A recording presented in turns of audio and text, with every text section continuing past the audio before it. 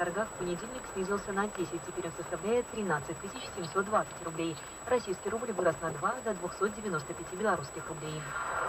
Новый мировой рейтинг хоккейных сборных опубликован Международной федерацией хоккея. Наибольшего прогресса в рейтинге достигла сборная Беларуси, которая поднялась с 15 на 11 место. Взлет нашей команды стал возможным благодаря выходу в четвертьфинал чемпионата мира впервые за последние 5 лет. Белорусы обошли в рейтинге сборные Германии, Франции и Словении. Кстати, сборная России, ставшая чемпионом мира, поднялась на 3-е место, а лидеры рейтинга остались прежними. Первое место занимает сборная Швеции, второе Финляндии. Минувшей ночью минчане и гости столицы проводили большой хоккей. Несмотря на поздний час, движение автомобилей с болельщиками было достаточно плотным, словно в часы пик.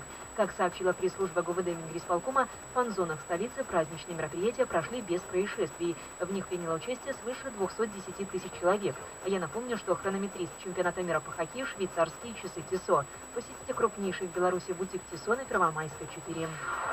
Внеочередные выборы президента Украины прошли в один тур. Об этом свидетельствуют предварительные итоги прошедшего голосования. Как сообщает Центральная избирательная комиссия, явка избирателей превысила 60%.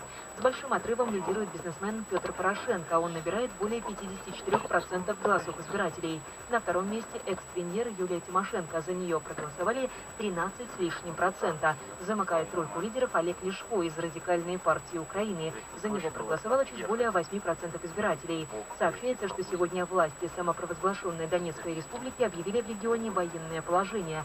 Его цель, цитата, «очистить территорию республики от украинских военных подразделений». В этой связи временно приостановлена работа международного аэропорта Донецка. Компания «Провиза»